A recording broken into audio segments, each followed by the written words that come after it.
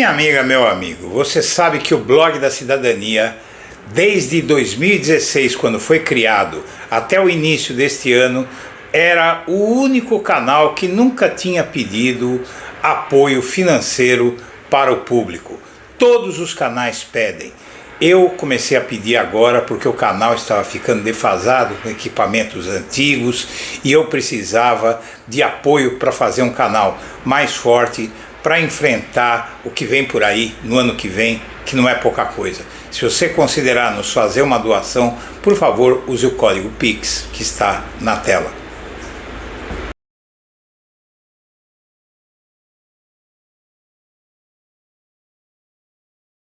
O Alexandre de Moraes pediu para a Meta dizer, olha, me fale quem que abriu essa conta no Instagram. E aí tá lá registrado um e-mail do Mauro Cid.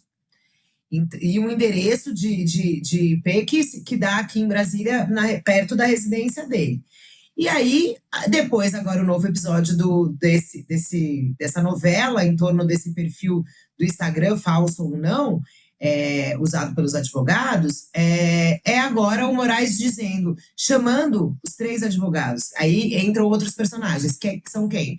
Fábio Van Garten foi advogado e chama também o Paulo Cunha Bueno, que é o advogado do Bolsonaro ao lado de Vilardi nesse processo do golpe e em outros processos que o ex-presidente responde. Então, o Moraes agora, Diego, dá 5 dias para que Kuntz, Bueno e Van Garten se manifestem sobre qual acusação, uma nova acusação que Cid faz. Ele diz que esses 3 advogados buscaram a filha dele, menor, de 14 anos, numa tentativa ali de pressionar o Cid. Enfim, ele faz uma acusação grave, né, de uma espécie quase de aliciamento ali. A gente pode pegar um trecho do documento aqui para colocar como ele fala. Ele fala que o Kuntz, por exemplo, foi um dos advogados que procurou a filha menor. O outro advogado, também, Fábio Van Garten, também fez intensa tentativa de falar com a família e com Mauro Cid através da filha. E aí, não bastasse as investidas sobre a filha e a esposa, a defesa desses co-réus também tentaria ter buscado uma pressão ali da mãe de Cid. Então, tirar a gente do páreo por intermédio de inelegibilidades ou condenações absurdas, isso é conhecido como lawfare, ou seja, o ativismo judicial. Aconteceu na França, a Marine Le Pen está inelegível acho por 5 anos, na Romênia a mesma coisa, nos Estados Unidos quase conseguiram tirar o Trump da cena eleitoral, e comigo aqui no Brasil. E não é só comigo, outras pessoas também. Essas outras pessoas às quais ele se refere devem ser Lula, não é? Em 2018, ele venceu a eleição ajudando com as suas palavras e com seus aliados todos, a tirar Lula da eleição de 2018. Isso sim foi lawfare. Mas vamos ao que interessa. Bom dia, senhoras e senhores. Hoje é 26 de junho de 2025, são 8 horas da manhã. Minha amiga, meu amigo, pela primeira vez o Supremo Tribunal Federal dá ultimato por escrito a ex-presidente antes da manifestação de domingo que tentará intimidar o tribunal.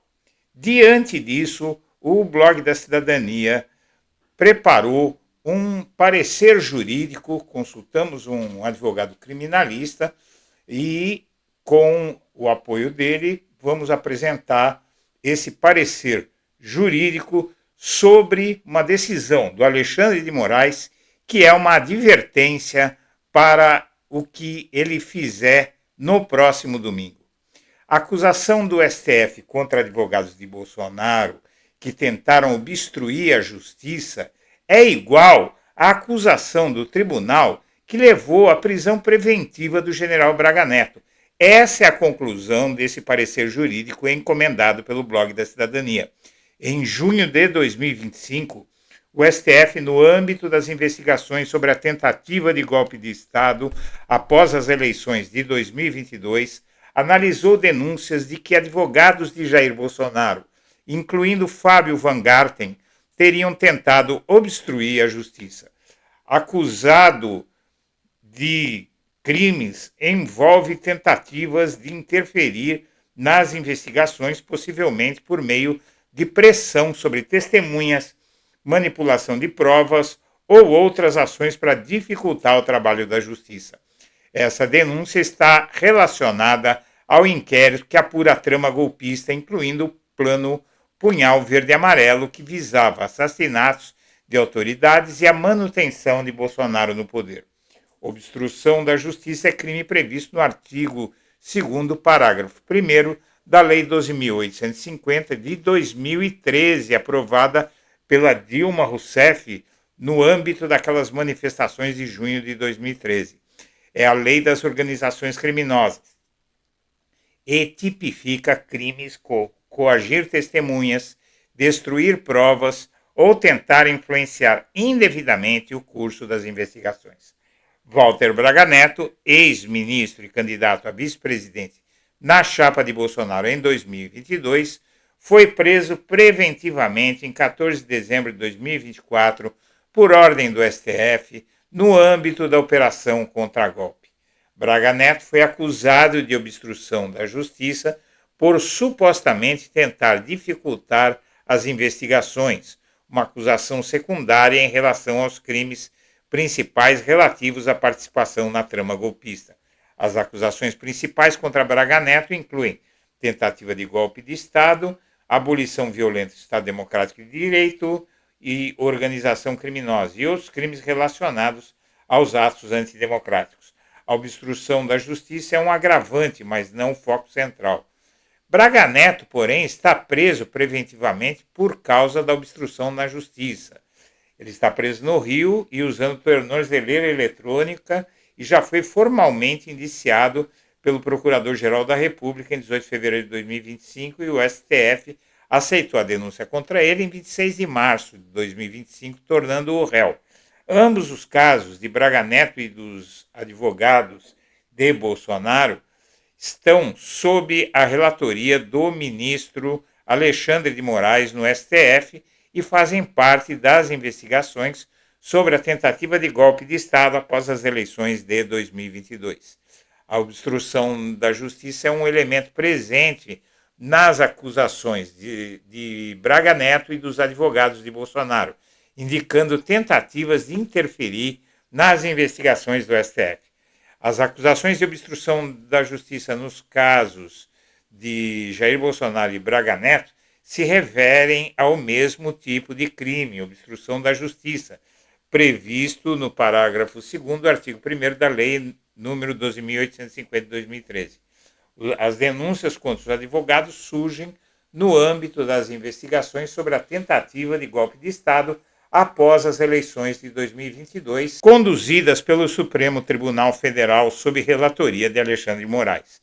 A acusação de obstrução da justiça refere-se a tentativas de interferir nas investigações por meio de contatos indevidos com testemunhas ou investigados, como fez Braga Neto. Ações dos advogados de Bolsonaro visariam influenciar depoimentos ou delações, como a de Mauro Cid, tentativas de manipular informações ou dificultar acesso a provas. Em ambos os casos, a obstrução da justiça é enquadrada nessa lei de 2013, considerando que os crimes de obstrução de justiça imputados aos advogados de Bolsonaro e Braga Neto têm a mesma base legal. A providência judicial de prisão preventiva poderia ser aplicada no caso dos advogados para salvaguardar o processo penal, assim como foi no caso de Braga Neto. Note-se que as ações dos advogados, se confirmadas pela Polícia Federal, teriam o objetivo de dificultar as investigações que envolvem Bolsonaro como possível mandante ou beneficiário do crime deles. Desse modo, a prisão preventiva de Bolsonaro volta à pauta na véspera da manifestação que ele fará no próximo domingo para tentar intimidar o Supremo Tribunal Federal. Bom, como você sabe, líderes evangélicos convocaram manifestação para o próximo domingo em São Paulo, e quem encabeçou tudo isso foi, como sempre, o Silas Malafaia, divulgou vídeo anteontem convocando apoiadores para a manifestação, e essa manifestação vai ter como foco o STF, já alegaram isso os líderes e, sobretudo, o próprio Malafaia e o Bolsonaro. Muito bem, no dia 18 passado, STF determinou a prisão preventiva de Marcelo Câmara, réu por tentativa de golpe. Por quê? Porque o advogado dele, Eduardo Kuntz, tentou pressionar a família do Mauro Cid, como você viu nessa reportagem do UOL que eu apresentei no início desta edição, e por conta disso os advogados dele foram intimados também a depor, a se explicarem. Eles podem ser acusados de obstrução de justiça, o que daria cana para eles. Aqui está a ordem de prisão do Alexandre de Moraes contra o Marcelo Costa Câmara, que era o segurança de Bolsonaro, e aí o STF dá essa decisão e cita inclusive os advogados desse Marcelo Câmara, e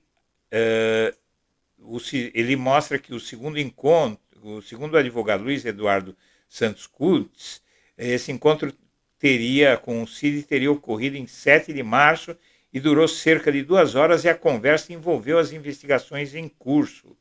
Então, esse advogado tentou barrar o acordo de delação premiada do Mauro Cid, e isso resultou, basicamente, no pedido de prisão de Marcelo Câmara, porque o STF detectou aí a possibilidade de uma tentativa de sabotar a delação do Mauro Cid. Muito bem. Ontem, o Alexandre de Moraes mandou a PF ouvir os advogados ligados a Bolsonaro, porque o Cid denunciou pressões de Bolsonaro através dos seus advogados sobre contato com familiares de Mauro Cid. O Moraes deu, como foi amplamente divulgado ontem, um prazo para eles comparecerem à Polícia Federal e se explicarem, e o crime deles é considerado muito grave. E você veja aqui, na decisão do STF, é muito simples e vale a pena ler. Trata-se de inquérito instaurado a partir de decisão proferida nos autos em face de Luiz Eduardo de Almeida Santos Kuntz e Marcelo Costa Câmara, e ali eles têm um trecho em que o Alexandre de Moraes determina, no prazo de 5 dias, proceda a oitiva de Fábio Van Garten e Paulo Costa Bueno, são os dois advogados de Bolsonaro. Van Garten não é mais, o Paulo Costa Bueno é, e a defesa de Mauro Cid juntou aos autos declarações firmadas por Gabriela Ribeiro Cid e Agnes Barbosa Cid acerca das investidas realizadas por Luiz Eduardo Kuntz, Paulo Costa Bueno e Fábio Van Garten, no sentido de acessar e conversar com Mauro César Barbosa Cid, bem como para assumir sua defesa técnica.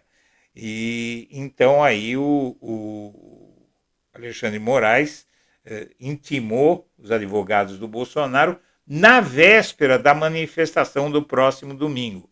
Ou seja, é um aviso para o Bolsonaro de que ele vai ter analisado nos próximos dias, provavelmente ao longo da semana que vem, uma tentativa de obstrução da justiça em favor dele e conduzida pelos seus advogados, sendo que um desses advogados nem é advogado mais dele, não é? O que é o Fábio Van Garten. E aí agora o Bolsonaro vem com essa história de que as decisões do STF de processar o filho dele, de investigar o Flávio Bolsonaro, tudo isso cria um ambiente para a reeleição do Lula. Ou seja, ele já sentiu que vai ser difícil de tirar essa do Lula, e vai ficar mais difícil ainda. Os governadores, alguns governadores irão no ato pró-Bolsonaro e outros não irão. A manifestação bolsonarista marcada para domingo na Avenida Paulista vai ter a presença de diversos governadores, 2 deles possíveis candidatos a presidente que desejam o apoio de Bolsonaro. Tarcísio de Freitas, Romeu Zema só não irá se o voo que o trará da Ásia atrasar, Jorginho Melo, aquele de Santa Catarina, não perde uma, Cláudio Castro do Rio também não, e Ratinho Júnior, assim como Ronaldo Caiado, eles não vão a essa manifestação. Novamente, sobre a organização de Malafaia, e claro, com a presença de Bolsonaro, o ato tem o objetivo declarado de reunir um mar de simpatizantes para intimidar o STF. O Bolsonaro, você viu ele falando aí na entrevista para aquela rádio, aquele canal do YouTube que serve de palanque para ele, e Bolsonaro fala naquilo que fizeram com o Lula e que ele ajudou a fazer, lawfare. Veja como o mundo gira, né? E o Van Garten dizendo que é criminalização da advocacia, a intimação que ele recebeu, mas ele nem advogado do Bolsonaro é mais.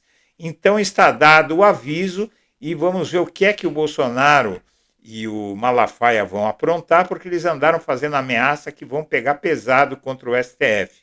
Vamos ver se eles fazem isso mesmo. Senhoras e senhores, eu agradeço a atenção e deixo o meu abraço para todo mundo.